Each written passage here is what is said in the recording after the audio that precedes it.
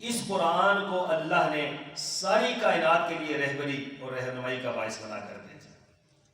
اس کتاب کے آنے کے بعد سابقہ تمام کتابیں منسوخ ہو گئی، سابقہ تمام دین ختم ہو گئے، سابقہ تمام دینوں کے معاملات ختم ہو گئے۔ اب دنیا کی رہبری کے لیے، رہنمائی کے لیے، ہدایت کے لیے، خیر کے لیے، نجات کے لیے، صراط مستقیم کے لیے، دنیا اور آخرت کی بہتری کے لیے اب ایک ہی چیز ہے ہمارے پاس، جس کو قرآن پاک کہا جاتا ہے۔ یہ قرآن پاک اب ہمارے لیے معیار ہے، کیونکہ اس سے پہلے 2000 سالہ تاریخ ہے یہودیت کی۔ 2000 سال تک دنیا کے اوپر ان کا دین رہا ہے اور ان کا غلبہ رہا ہے ہر لحاظ سے۔ 1500 سال تک مسیحیت کا غلبہ رہا ہے دنیا کے اوپر۔ اللہ نے یہودیت کو بھی ختم کیا، اللہ نے عیسائیت کو بھی ختم کیا، اور اللہ نے اسلام کو پوری دنیا کا مذہب قرار دیا۔ اور اب اسلام جو ہے یہ دنیا کا سب سے بہترین مذہب ہے۔ ان الدین عند اللہ اسلام۔ دنیا بے شک کہے کہ عیسائیت ٹھیک ہے، یہودیت ٹھیک ہے، فلاں ازم ٹھیک ہے، فلاں ازم ٹھیک ہے، لیکن اللہ تعالیٰ فرماتے ہیں کہ میں نے جس کو پسند کیا ہے وہ کیا ہے؟ دین اسلام۔ ان الدین عند اللہ اسلام۔ اور اسلام کیا ہے؟ وہ اسلام کس چیز کا نام ہے؟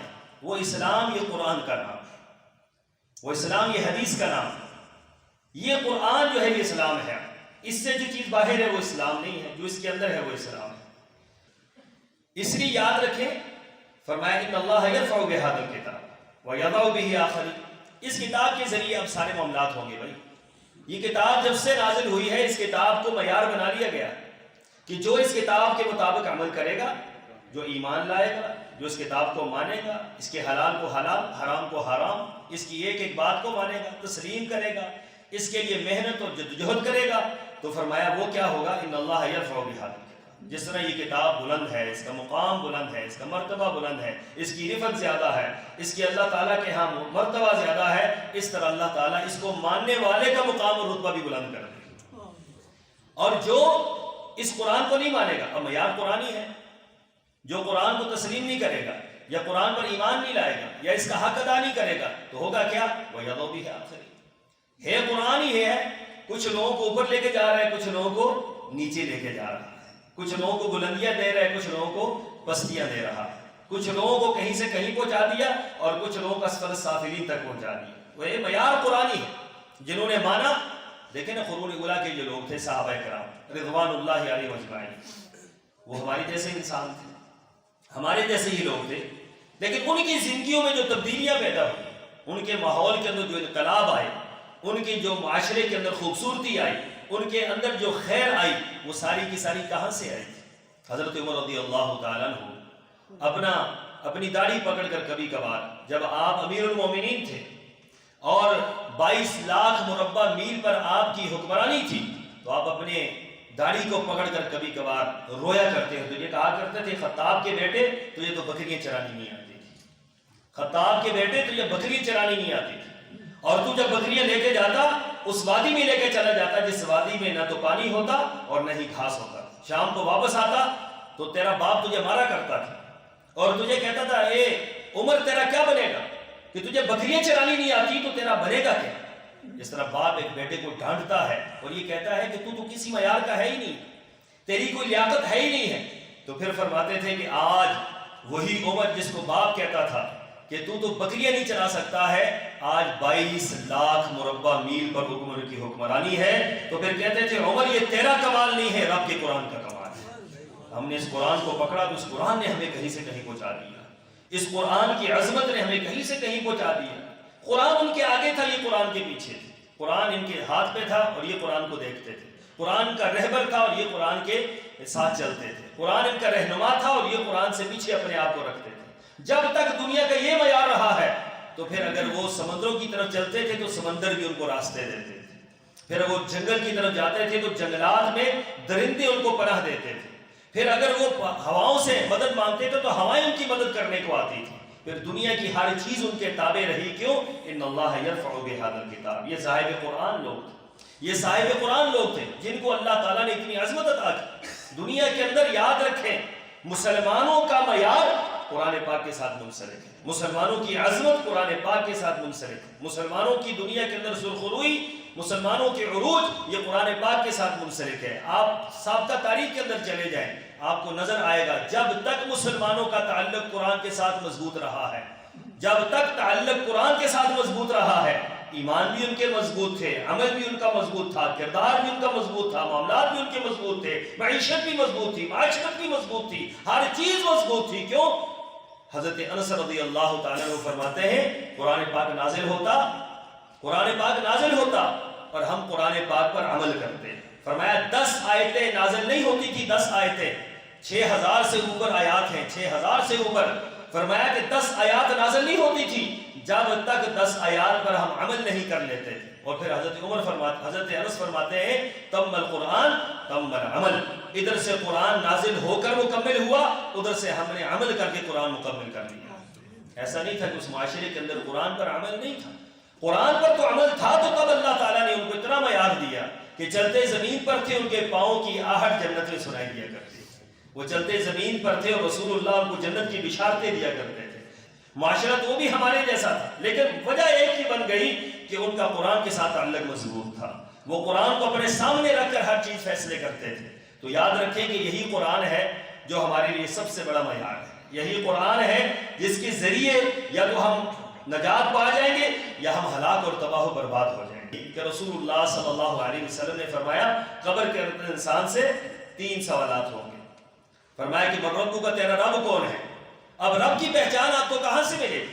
رب کے لیے تعارف کہاں سے ملے گا؟ دنیا کا بڑے سے بڑا لکھاری ہو، کتاب لکھنے والا ہو، بہترین کتاب لکھ سکتا ہو، اللہ کی تعریفات بیان کر سکتا ہو، رب کعبہ کی قسم قرآن کے ایک لفظ کے برابر نہیں لکھ سکتا ہو۔ جو اللہ کی تعریف قرآن نے کی ہے اس سے بڑھ کر کوئی تعریف نہیں کر سکتا۔ جو اللہ کا حق قرآن نے بیان کیا ہے کوئی نہیں بیان کر سکتا۔ اللہ کس سے راضی ہوتا ہے؟ جو قرآن نے بیان کیا کوئی بیان نہیں کر سکتا ہے۔ دنیا کی جتنی مرضی آپ کتابیں اٹھا لیں اور ان کتابوں کو آپ پھیلا دیں اور ان کتابوں کے لیے آپ جتنے مرضی ہے فضائل و مناقب گھڑ کر لوگوں کے سامنے پیش کر دیں، لیکن قرآن ایک اپنی جگہ پر عظمت رکھتا ہے، اپنی جگہ پر دلیل رکھتا ہے، اپنی جگہ پر معیار رکھتا ہے۔ جو تعریف قرآن بیان کرے گا وہ دنیا کے اندر کوئی اور تعریف بیان نہیں کر سکتا ہے۔ اور پھر اگر آپ نے نبیوں کو پہچاننا ہے اور خاص کر محمد رسول اللہ صلی اللہ علیہ وسلم کو آپ نے پہچاننا ہے تو قرآن سے بڑھ کر پہچان تو کوئی بھی نہیں دے سکتا، قرآن سے بڑھ کر پہچان کوئی بھی نہیں دے سکتا۔ قرآن کیا پہچان دے رہا ہے؟ وَرَفَعْنَا لَكَ ذِكْرَكَ، ساری دنیا کے نعت خواں، ساری دنیا کے سیرت نگار اور ساری دنیا کے لکھاری اس ایک جملے کا مقابلہ نہیں کر سکتے جو میرے رب نے قرآن میں نبی کی تعریف میں فرمایا وَرَفَعْنَا لَكَ ذِكْرَكَ، اے محمد صلی اللہ علیہ وسلم دنیا آپ کا ذکر کیا بلند کرے گی، دنیا آپ کا مقام کیا بلند کرے گی، دنیا والے آپ کے متعلق کیا کچھ لکھیں گے۔ وَرَفَعْنَا لَكَ ذِكْرَكَ، فرمایا ہم آپ کے ذکر کو بلند کریں گے، ہم آپ کے مقام کو بلند کریں گے، ہم دنیا والوں کو بتلائیں گے کہ آپ کا مقام اور آپ کا مرتبہ کیا ہے۔ اس لیے یاد رکھیں آپ نے دین کی کسی بات کو بھی پہچاننا ہے تو اس کے لیے ضروری ہے کہ آپ ہر حال میں ہر کیفیت میں ہر معاملے میں قرآن پاک کو سامنے رکھیں۔ آپ نے حلال جاننا ہے آپ کو قرآن سامنے رکھنا پڑے گا، آپ نے حرام جاننا ہے آپ کو قرآن پاک معیار بنانا پڑے گا، آپ نے نظام معیشت ٹھیک کرنا ہے قرآن پاک معیار بنانا پڑے گا، آپ نے نظام سیاست ٹھیک کرنا ہے قرآن پاک کو معیار بنانا پڑے گا۔ آپ قرآن کو ہٹا لیں، ہزاروں آئین آپ بنا لیں، ہزاروں دستور آپ بنا لیں، تعداد مقاصد آپ بنا لیں، اللہ کی قسم آپ کامیاب نہیں ہو سکتے، کیونکہ معیار اللہ نے قرآن رکھ دیا۔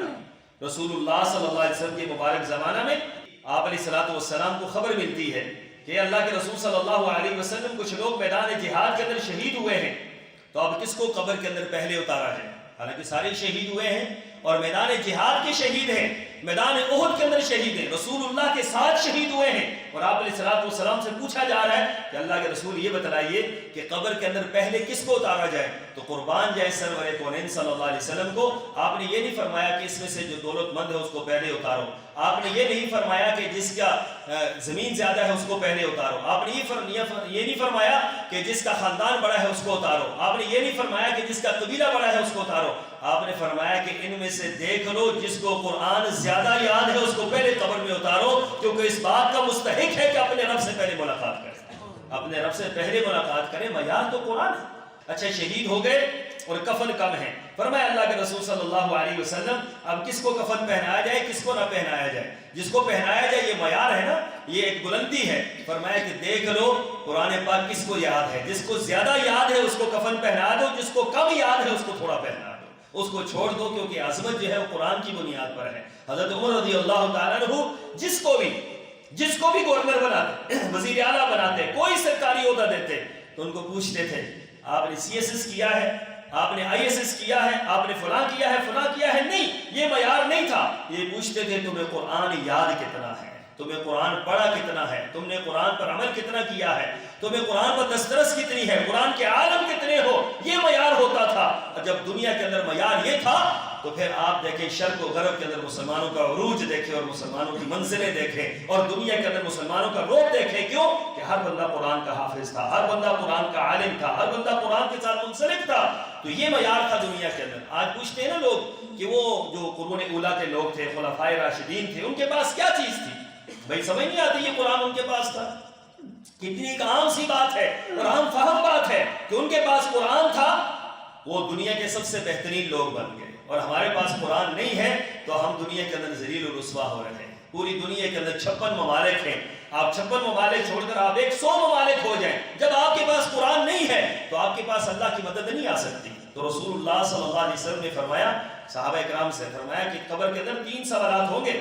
ایک سوال ہے من رب کا, تمہارا رب کون ہے؟ تو رب کی پہچان کہاں سے ملے گی؟ قرآن پاک سے ملے گی. دوسرا سوال ہے ما دینو کا, تیرا دین کیا ہے, دین کیا ہے آپ کس دین پر چلتے ہیں, حلال و حرام کا معیار کیا ہے, آپ کی عمل کا معیار کیا ہے, آپ کی نماز کیسی ہے, آپ کا روزہ کیسا, زکوٰۃ کیسی, حج کیسے, معاملات کیسے, یہ کیسے ہوں گے؟ تو یہ آپ کو کہاں سے پتہ چلے گا؟ آپ کو قرآن پاک سے پتہ چلے گا. ما دینو کا جواب ہی اس کے اندر ہے, جواب ہی اسی کے اندر ہے. میں حیران ہوتا ہوں کہ ان لوگوں پر, ان مولویوں پر حیران ہوتا ہوں جنہوں نے قرآن کو لوگوں کے سامنے مشکل بنا کے پیش کیا کہ یہ تمہارا تو مسئلہ ہی نہیں, یہ تو ہمارا مسئلہ ہے, آپ کے لیے سب سے مشکل ترین کام یہ ہے. جبکہ دنیا کا سب سے آسان ترین معاملہ یہ تھا جو قرآن نے بیان کیا, وَلَقَدْ يَسَّرْنَا الْقُرْآنَ لِلذِّكْرِ فَهَلْ مِن مُدَّكِرٍ. فرمایا ہے کوئی سیکھنے والا؟ دیکھیں چھوٹا سا بچہ ہوتا ہے, دنیا کی کوئی کتاب بھی 7 سال 6 سال کا بچہ حفظ نہیں کر سکتا. ایک 6 سال کا بچہ قرآن پاک حفظ کر رہا ہے, اس کا کیا معنی ہے؟ معنی یہ ہے کہ یہ آسان ہے, یہ آسان ہے, اس لیے ٹینسز یاد نہیں ہوتے, حساب یاد نہیں ہوتا, ریاضی یاد نہیں ہوتی, باقی فلسفے یاد نہیں ہوتے. قرآن پاک ایک چھوٹا سا بچہ 30 پارے یاد کرتا ہے اور 6 سال کا بچہ قرآن سنا رہا ہوتا ہے. اس کا معنی کیا ہے؟ یہ مشکل ہے یا آسان ہے؟ اگر مشکل ہوتا تو کسی کو بھی یاد نہ ہوتا. یہ آسان ہے, اس لیے 6 سال کا بچہ بھی اس کو حفظ کر رہا ہے, اس لیے 100 سال کا بندہ بھی اس کو حفظ کر سکتا ہے, اس لیے 50 سال کا بندہ بھی اس کو یاد کر سکتا ہے, اس پر عمل کر سکتا ہے, سیکھ سکتا ہے. صرف ہمیں ڈرا دیا گیا کہ خبردار قرآن تو بہت مشکل ہے. اور جن لوگوں نے قرآن کو مشکل بنا کر پیش کیا ان کا فلسفہ یہی تھا کہ لوگ دین سے دور رہیں, لوگ حق سے دور رہیں, لوگ توحید سے دور رہیں, لوگوں کو پہچان ہی نہ رہے, یہ بھیڑ بکریاں بن کے رہیں اور ہمارے غلام رہیں, ہمیں نظر و نیاز دیتے رہیں, ہمارے نام کی گن گاتے رہیں, ہمارے نام کی چادریں چڑھاتے رہیں, ہمارے نام کی جو ہے وہ سارا کچھ ہی کرتے رہیں. اس بنا پر انہوں نے اللہ سے لوگوں کو دور کیا ہے, قرآن سے دور کر. آج دنیا کے اندر یہی وجہ ہے. رسول اللہ صلی اللہ علیہ وسلم نے فرمایا کہ یہ جو سوال ہے نا, ما دین کا, تیرا دین کیا ہے, تو دین کا پتہ کہاں سے چلے گا؟ قرآن سے پتہ چلے گا. اور آخری جو سوال ہے وہ کیا ہے؟ من نبی کا, تیرا نبی کون ہے بھائی؟ کس کی اقتدا کرتا رہا, کس کی رہبری, کس کی رہنمائی کے پیچھے تو چلتا رہا, تیرے لیے کون رہنما تھا؟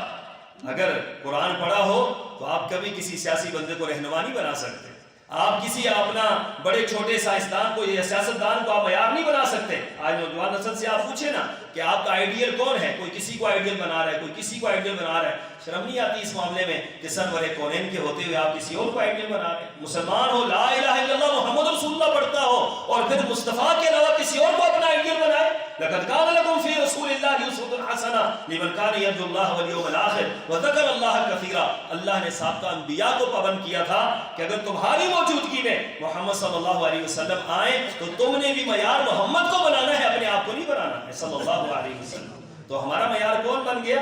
ہمارے معیار کچھ اور ہو گئے, ہمارے نظریے کچھ اور ہو گئے. آج کہتے ہیں لائف سٹائل, فلاں کا لائف سٹائل آپ اپنائیں. آپ کو رسول اللہ کا لائف سٹائل نہیں پتا, دنیا کے سارے لوگوں کا لائف سٹائل جمع کر دیا جائے، میرے آقا کے پاؤں کی ہاتھ کے برابر کوئی نہیں پہنچ سکتا ہے۔ اور یہ کیا ہے؟ نوجوانوں کو خراب کرنا، ذہنوں کو خراب کرنا، ذہنوں کو پراگندہ کرنا، دنیا کے اندر دھسانا، دنیا کو معیار بنانا، دنیا کی ان سارے شیب و فراز کو معیار بنانا۔ آپ محمد رسول اللہ صلی اللہ علیہ وسلم کا لائف سٹائل دیکھیں نا، کہ قرآن بول بول کر کہہ رہا ہے لا اقسم بہذا البلد وانت حل بہذا البلد۔ اے محمد صلی اللہ علیہ وسلم، اس شہر کی قسم ہے جس شہر میں آپ رہتے ہیں۔ آپ علیہ الصلوۃ والسلام کی زندگی کی قسم اٹھائی جا رہی ہے، آپ کے شہر کی قسم اٹھائی جا رہی ہے، آپ کی ذات کے متعلق فضیلتیں اور مناقب بیان کیے جا رہے ہیں۔ آپ سے بڑھ کر کائنات کے اندر کون ہے؟ کسی اور کو ہمیں ضرورت کسی اور کی پڑ جائے، اس لیے ہمارا معیار کون ہے؟ محمد صلی اللہ علیہ وسلم۔ ہمارے لیے نمونہ، آئیڈیل، ہمارے لیے سب سے بہترین ہستی وہ ہے جو کامل ہستی تھی۔ دنیا کے اندر ہر انسان کے اندر عیب ہے، ہر انسان جو ہے وہ صداقت کے اندر غلط ہے، امانت کے اندر غلط ہے، دیانت کے اندر غلط ہے۔ معیار صرف ایک ہی ہے جسے محمد عربی صلی اللہ علیہ وسلم کہتے ہیں۔ اور اسی لیے تو صحابہ کرام جب آپ کی طرف دیکھتے تھے کسی کی طرف پلٹتے بھی نہیں تھے۔ وہ صحابی آئے نا کہ جنہوں نے رسول اللہ صلی اللہ علیہ وسلم کے ہاتھ پر اسلام قبول کیا، تو وہ زمانے جاہلیت میں ڈاکے مارا کرتے تھے۔ تو رسول اللہ سے جب اسلام قبول کیا تو آپ نے فرمایا کہ میرے ساتھی میرے لیے ڈاکے مارو گے؟ وہ پریشان ہو گئے، ایک دم جھٹکا سا لگا کہ یہ رسول اللہ کیا فرما رہے ہیں، میں تو ڈاکے چھوڑ کر آیا ہوں، آپ پھر وہی مجھے فرما رہے ہیں۔ تو آپ نے فرمایا نہیں، پہلے تو لوگوں کے ڈاکے مارتا تھا، اب تو نے ان قیدیوں کو چھڑانا ہے کفار سے جو اسلام کی وجہ سے کافروں کی جیل میں پڑے ہوئے۔ کیونکہ اللہ کے رسول میرے لیے سعادت ہے۔ اب یہ روزانہ جاتے ہیں اور جا کر وہاں سے قیدیوں کو چھڑاتے ہیں، کہ اپنا انداز تھا، اپنا طریقہ تھا، اور قیدیوں کو اپنے کندھے پر اٹھا کر مکہ سے مدینہ پہنچاتے تھے۔ اللہ اکبر، کیا اس صحابی کی بات تھی! کافی سارے 18 کے قریب قیدی انہوں نے رہا کیے قریش کی جیلوں سے۔ تو ایک مرتبہ جا رہے تھے، یہ خاتون مل گئی۔ یہ خاتون وہ تھی جو زمانے جاہلیت میں ان کے ساتھ گفتگو کیا کرتی تھی۔ تو اس نے پہچان لیا، اس نے کہا اوہو بڑا عرصہ ہوا آپ سے ملاقات نہیں ہوئی، بھائی ادھر آؤ، آج کچھ مل بیٹھ کر باتیں کرتے ہیں، رات کا وقت ہے۔ تو اس نے کہا تم کون ہو؟ کہا میں فلاں ہوں۔ کہا اوہو اچھا، کہا بھئی یہ تو بات حرام ہے، میں آپ سے بات نہیں کر سکتا۔ کہا تو تم تو میرے لیے پوری رات تڑپا کرتے تھے، پورا دن میرا انتظار کرتے تھے، آج کیا تمہارے ایسا معاملہ بن گیا ہے؟ وہ کہنے لگے جب سے محمد کا چہرہ دیکھا ہے رب کعبہ کی قسم کسی اور کے چہرے کو دیکھنا حرام سمجھتا، کسی اور کی طرف نگاہ اٹھانا حرام سمجھتا۔ جب آپ کا دین دیکھ لیا ہے کسی اور طرف دیکھنے کی ضرورت ہی نہیں ہے۔ اب ہمارا معیار محمد صلی اللہ علیہ وسلم ہے، اب ہماری زندگی محمد صلی اللہ علیہ وسلم ہے، اب ہمارا ہر لمحہ محمد صلی اللہ علیہ وسلم ہے، کیونکہ اللہ نے وہ پیغمبر ہمیں دیا ہے جس سے بڑھ کر کائنات کے اندر کوئی عظیم نہیں ہے۔ پیغمبر یہ دعا کرتے تھے یا اللہ ہمیں پیغمبر نہ بنا، ہمیں اس کا امتی بنا دے، اور ہم اس کی امتی بن کر اس سے کیوں دور جا رہے ہیں۔ اسی لیے رسول اللہ صلی اللہ علیہ وسلم نے فرمایا کہ یہ 3 سوال، اور ایک سوال یہ ہوگا، پھر آخر کا یہ سوال بھی ہوگا کہ تمہیں کیسے پتا چلا اللہ تمہارا رب ہے، کیسے پتا چلا دین تمہارا اسلام ہے، کیسے پتا چلا تمہیں کہ تمہارے نبی محمد صلی اللہ علیہ وسلم ہے؟ تو وہ کیا کہے گا؟ وہ یہ کہے گا کہ اے اللہ میں نے قرآن پڑھا، قرآن نے مجھے بتلایا میرا رب کون ہے، میں نے قرآن سے یہ سیکھا، قرآن نے بتلایا دین کیا ہے، قرآن نے بتلایا محمد صلی اللہ علیہ وسلم کون ہے، میں نے قرآن پڑھا۔ اور دوسری طرف سوال ہوگا تو ہر سوال کے جواب میں یہ ہوگا ہاں لا ادری، ہاں لا ادری۔ آپ نے دیکھیں نا، آپ نے تیاری نہیں کیا، پیپر کیسے دیں گے؟ دیکھیں کوئی بھی دنیا کا امتحان ہے، چھوٹا امتحان ہو یا بڑا امتحان ہو، اس کے لیے کیا ہوتی ہے؟ ایک بک، ایک کتاب ہوتی ہے جس کو آپ کہتے ہیں کہ یہ گائیڈڈ بک ہے، ٹھیک ہے، یہ آپ کو سوالات فراہم کرتی ہے کہ آپ نے اس کے مطابق تیاری کرنی ہے۔ اللہ نے آپ کو ایک کتاب دی ہے۔ سب سے بڑا امتحان ہوتا ہے انسان کی زندگی کا، سب سے بڑا امتحان قبر کے اندر ہونا ہے، سب سے بڑا امتحان۔ پوری زندگی کے متعلق معاملات پوچھے جائیں گے اور صرف 3 سوالات ہیں، اور دنیا کا واحد امتحان ہے، دنیا کا واحد امتحان ہے۔ کیا دنیا کے اندر کسی امتحان میں سوالات پہلے بتائے جاتے ہیں؟ اگر سوالات پہلے بتلائے جائیں تو کیا کہا جاتا ہے؟ پیپر کیا ہو گیا؟ پیپر آؤٹ ہو گیا، پیپر آؤٹ ہو گیا، لہذا دوبارہ سوالات، کیونکہ سوال تو چھپانے چاہیے، سوال پہلے بتا دیں گے تو اس کا مطلب یہ ہے کہ یہ تو نقل ہو گئی، یہ تو پرچہ آؤٹ ہو گیا۔ اللہ تعالیٰ نے وہ سوالات پہلے بتلائے، میرے رب نے پہلے بتلائے کہ یہ سوالات تمہیں بتلا رہا ہوں، یہ 3 سوال ہیں، بس ان 3 سوالوں کا تم نے جواب تلاش کرنا۔ یہ 3 سوالات تمہاری زندگی کا منبع اور محور ہے۔ اچھا ان 3 سوالوں کا جواب اللہ کہاں سے ملے گا؟ کون سی کتاب ہے جو گائیڈ لائن ہے؟ کون سی کتاب ہے جس سے تیاری ہے؟ کون سی کتاب ہے جو اس میں معاون ہے؟ فرمایا ایک ہی کتاب ہے، وہ قرآن پاک ہے، یہ اس کا معاون بنا کر بھیج رہا ہے۔ ان سوالوں کے جواب تمہیں یہاں سے ملیں گے۔ اب ایک بندہ پوری زندگی اس قرآن کے قریب بھی نہیں آیا، ترجمہ نہیں پڑھا، جس نے قرآن کا ترجمہ نہیں پڑھا ہے، اللہ کا واسطہ ذرا سوچو کہ وہ قرآن پاک کا حق ادا کر سکتا ہے؟ وہ جواب دے سکتا ہے؟ بتاؤ نا، تیاری کہاں سے کی ہے؟ اسے پڑھا ہی نہیں ہے قرآن ناظرہ بھی نہیں پڑھا، قرآن حفظ نہیں کیا، قرآن ترجمہ نہیں پڑھا، قرآن کے احکامات نہیں سیکھے، تو کہاں سے وہ بتلائے گا میرا رب اللہ ہے؟ یہ وہاں نقل تو نہیں چل سکتی نا، وہاں بوٹی کا نظام تو نہیں ہے، وہاں کوئی ساتھ سے آپ کو جو ہے وہ چیز تو نہیں فراہم کرے گا، کوئی پھونکے گا تو نہیں، کسی کا فون تو نہیں آئے گا کہ MPA کا بیٹا ہے اس کو جو ہے پاس کر دو، نہیں، وہاں پر تو آپ کا معیار جو قرآن ہے، اگر قرآن آپ نے پڑھا ہوگا تو آپ لکھیں گے نا کہ اللہ کون ہے، وہاں لکھنا پڑے گا، وہاں بتلانا پڑے گا، اور فرشتوں کو بتلانا پڑے گا۔ اللہ اکبر! میرے نبی نے فرمایا امتحان گاہیں تو کھلی ہوتی ہیں، امتحان گاہیں واضح ہوتی ہیں، ایک ٹیچر ہوتا ہے، 100 وہاں پر سامنے جو ہے وہ بچہ بیٹھا ہوتا ہے، ایک دوسرے سے جو ہے وہ آنکھیں مل جاتی ہیں کبھی نہ کبھی، لیکن فرمایا وہاں پر جو تم نے امتحان دینا ہے تنہائی ہے، تمہارے علاوہ کوئی نہیں ہوگا، تاریکی ہے، اتنی تاریکی ہے، قبر کی تاریکی سے بڑھ کر کوئی تاریکی نہیں ہے، قبر کی آزمائش سے بڑھ کر کوئی آزمائش نہیں ہے، قبر کی سختی سے بڑھ کر کوئی سختی نہیں ہے، اور منکر اور نکیر، اللہ اکبر، 2 فرشتے جنہوں نے ہاتھ میں گرز اٹھائے ہوں گے، جن کے چہرے سیاہ ہوں گے، اور یہ آ کر پوچھیں گے مر ربک کا، بتاؤ تمہارا رب کون ہے؟ بتلاؤ، جس نے رب کی پہچان قرآن سے نہیں سیکھی ہے وہ بتلا سکتا ہے میرا رب کون ہے؟ اس پیپر کے اندر اس لیے حضرت عثمان غنی رضی اللہ تعالیٰ عنہ قبر پر جاتے تو تھاڑے مار مار کر رویا کرتے تھے۔ کسی نے پوچھا آپ کے موت کا تذکرہ ہوتا ہے آپ نہیں روتے، اور باتیں ہوتی ہیں آپ نہیں روتے، قبر پر آتے ہیں آپ کی دھاڑیں چیخیں نکل جاتی ہیں۔ فرمایا کہ اس لیے یہ پہلی منزل ہے آخرت کی منزلوں میں، اگر یہاں بندہ کامیاب ہو گیا اس کے بعد کامیاب ہے، یہاں ناکام ہو گیا اس کے بعد ناکام ہے۔ اللہ نے آپ کو یہ پیپر دے کر بھیجا ہے، اللہ نے بتلا بھی دیا کہ یہ سوالات ہونے ہیں، یہ سوالات ہونے، بھائی یہ سوالات ہونے ہیں، ان کی تیاری کر لو، ان کی تیاری کے لیے اللہ نے یہ کتاب بھیجی ہے۔ ہم تیاری تو کر رہے ہیں لیکن اس کتاب کی طرف نہیں جا رہے، ہم تو کہتے ہیں ہم مسلمان ہیں لیکن اس کتاب کی طرف ہم نہیں جا رہے۔ لہٰذا میری دستبستہ گزارش ہے کہ خدا را اس قرآن کی طرف واپس لوٹ کر آئیں، اپنے آپ کی زندگی ادھر لگائیں، باقی سب کچھ جھوٹ ہے، سب کچھ غلط ہے۔ ایک معیار اور حق اور صداقت کیا ہے؟ صداقت یہ قرآن پاک ہے جو اللہ نے آپ کے ہاتھوں میں دے دیا، اللہ نے اس کو آسان بنا دیا ہے، اللہ نے آپ کو علماء دے دیے ہیں، اللہ نے مدارس دے دی ہیں، مساجد دے دی ہیں، پوری زندگی علماء کرام اسی کام میں لگے ہوئے ہیں۔ ایک عالم دین جو پیدا ہوا تو اسی کی تعلیم میں شروع ہوا، اور جب آخری لفظ زبان سے نکلتا ہے تو قال اللہ قال رسول ہی نکلتا ہے۔ جنہوں نے زندگیاں وقف کر دی ہیں ان کے ساتھ آپ وقف ہو جائیں، مساجد کے ساتھ اپنا تعلق رکھیں، علماء کے ساتھ تعلق رکھیں، مدارس کے ساتھ تعلق رکھیں، خود سیکھیں، اپنی اولادوں کو سکھائیں۔ ابھی سورہ مغرب سے طلوع نہیں ہوا، ابھی توبہ کا دروازہ بند نہیں ہوا، ابھی آپ کے متعلق فیصلے نہیں ہوئے، ابھی آپ کے پاس چانس باقی ہے۔ ہو سکتا ہے لاسٹ چانس ہو، آخری چانس ہو آپ کی تیاری کے لیے کہ اللہ تعالیٰ نے ایک بندے کو آپ کے سامنے بھیج دیا ہے اور اللہ نے اس کے دل میں ڈال دیا ہے کہ واضح طور پر کہہ دو کہ اگر آج تیاری نہ کر سکے تو شاید پھر حشر تک سویرا نہ ہو، شاید پھر تم کبھی بھی تیاری نہ کر سکو۔ آج یہ اگر آپ نے سوچ لیا، سمجھ لیا اور اس کے بعد آپ اس کی تیاری میں لگ گئے، اس کے بعد آپ نے قرآن کی طرف توجہ کرنی شروع کر دی اور قرآن کو پڑھنا، پڑھانا، سیکھنا، سکھانا شروع کر دیا، تو آپ سمجھ لیں یہ چند الفاظ جو میں نے کہے اللہ نے میرے لیے بھی صدقہ جاریہ بنا دیا، آپ کے لیے بھی صدقہ جاریہ بنا دیا۔ لیکن اگر ایسا نہیں ہے تو یہ صرف کچھ باتیں ہوں گی جو میں نے کہہ دی اور آپ کے سامنے کچھ باتیں ہوں گی جو آپ نے سن لی۔ دعا ہے اللہ تعالیٰ سے کہ اللہ تعالیٰ ہمیں حق ادا کرنے کی توفیق عطا فرمائے، اللہ قرآن کو سمجھنے کی ہمیں توفیق عطا فرمائے، اللہ تعالیٰ قرآن کا حق ادا کرنے کی توفیق عطا فرمائے، اللہ ہماری زندگی کے ہر لمحے کے اندر قرآن پاک کے احکامات نافذ کرنے کی ہمیں توفیق عطا فرمائے۔ وآخر دعوانا ان الحمد للہ رب العالمین۔